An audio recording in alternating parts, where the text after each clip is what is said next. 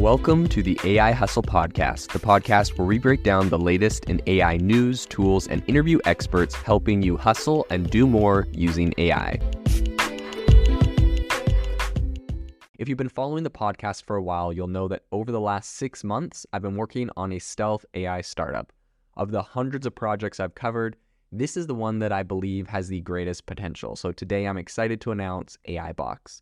AIBox is a no-code AI app building platform paired with the App Store for AI that lets you monetize your AI tools. The platform lets you build apps by linking together AI models like ChatGPT, Midjourney, and 11 Labs. Eventually will integrate with software like Gmail, Trello, and Salesforce, so you can use AI to automate every function in your organization. To get notified when we launch and be one of the first to build on the platform, you can join the waitlist at aibox.ai. The link is in the show notes. We are currently raising a seed round of funding. If you're an investor that is focused on disruptive tech, I'd love to tell you more about the platform. You can reach out to me at jaden@aibox.ai. I'll leave that email in the show notes. So the first thing to say is that artists are increasingly stepping into the conversation about the impact of artificial intelligence on creativity and copyright. So this is obviously a dialogue that's been largely dominated by tech companies, scientists, and policymakers, but recently a consortium of artists released an open letter to Congress contending that generative AI technologies are more, they have more benefit than they are negative to the creative community. So furthermore, they also asserted that artists should be consulted in the regulation and development of these technologies. I think one thing that we may be seeing here is the fact that, love it or hate it, AI is kind of here to stay. So people can say we hate it, they can try to fight against it or whatever, but because it's here to stay, I think a lot of artists have actually started taking AI and helping it, essentially using it in their workflows, helping them to develop cool new art styles, cool new concepts, giving them inspiration and ideas and all sorts of things that don't necessarily detract from their art form, but maybe are actually helping them to speed it up or to become more creative and do more things that they were not able to do in the past. So I think this is a really interesting narrative shift, and I think, the more AI advances, the more we realize this is here to stay. This is probably the right approach. The letter was signed by a broad range of creatives, and they were essentially saying that AI and machine learning are simply the latest in a long line of tools that have influenced art, music, and media.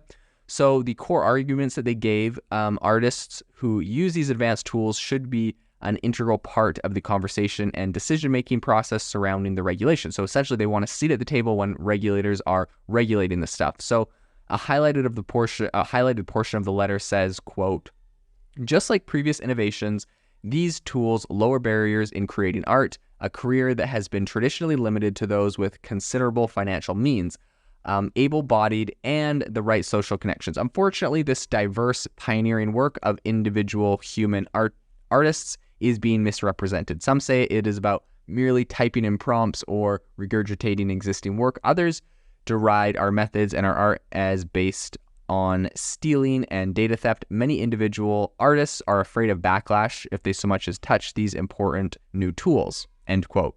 So the appeal directly acknowledges lawmakers like Senator Schumer and various initiatives aimed at crafting thoughtful regulation for generative AI technology. And by pulling in a wide range of experts, including, scientists, advocates, and community leaders, the artists argue that any responsible and inclusive approach must also feature voices from the art community. So while the letter offers, I would say, a fairly compelling perspective, right? It's not without its critics, particularly in the, characterization of artists' objectives to AI technologies. So there definitely are some people that argue that the letter kind of glosses over substantial concerns around intellectual property theft. The technologies in question have definitely been accused of kind of leveraging artists' work for commercial purposes without consent. And this is a significant issue that I don't think really can be ignored in discussions about digital copyright and licensing. The one other thing that I would kind of personally push back on this is anytime it's artists send an open letter, it's yeah, what artists? 100 artists, 1,000 artists, these artists, those artists, artists in this specific industry. It's kind of funny because it just says a bunch of artists send an open letter, and it kind of the goal is to make it appear like this is the opinion of artists, they're just one monogenous group of people that all have the same opinion. definitely, I'm sure you could get a similarly sized, email or, letter written up by a bunch of artists that completely disagree and think that AI should be banned altogether, yada, yada. So, I mean, I'll throw that out there. Also, like, what defines you as an artist? Like, I feel like, my podcast is an art, right? Maybe, like, that's my thing. So, who is an artist? What is an artist?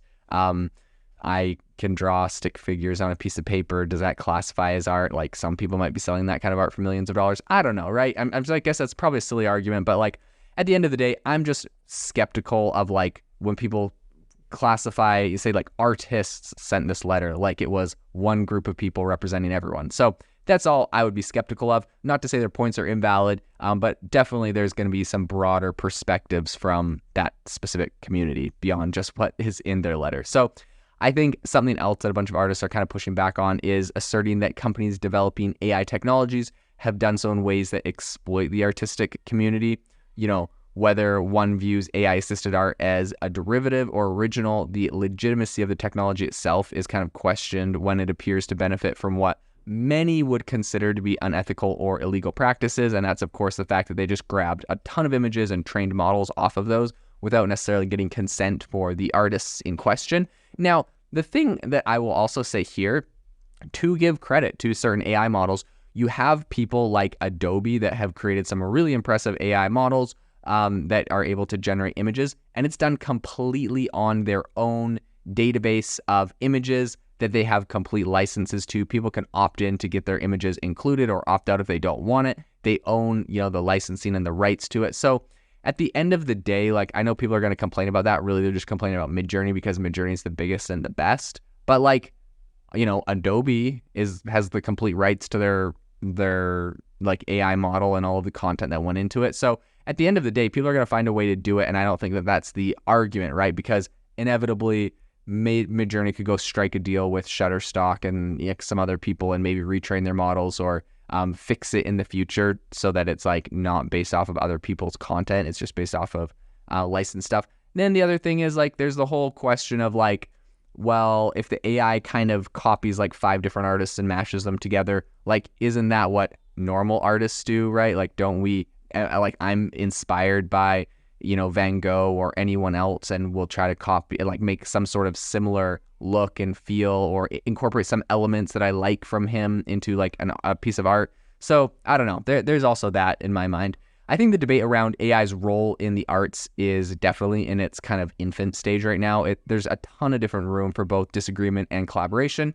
And the open letter, while a singular viewpoint, stands as, I think, a fairly critical milestone that's going to likely attract a lot of scrutiny, especially from artists who feel that their concerns are not, being adequately represented. So I think as AI continues to evolve, one thing is definitely for certain, and that is that this whole conversation is far from over. Both the technology and the artistic landscape are continually shifting, suggesting that discussions about the ethical, commercial, and creative implications of AI in art is going to be a reoccurring theme for years to come, and that's definitely one that we'll continue to cover. If you are looking for an innovative and creative community of people using ChatGPT, you need to join our ChatGPT creators community. I'll drop a link in the description to this podcast. We'd love to see you there, where we share tips and tricks of what is working in ChatGPT. It's a lot easier than a podcast, as you can see screenshots, you can share and comment on things that are currently working. So if this sounds interesting to you, check out the link in the comment. We'd love to have you in the community.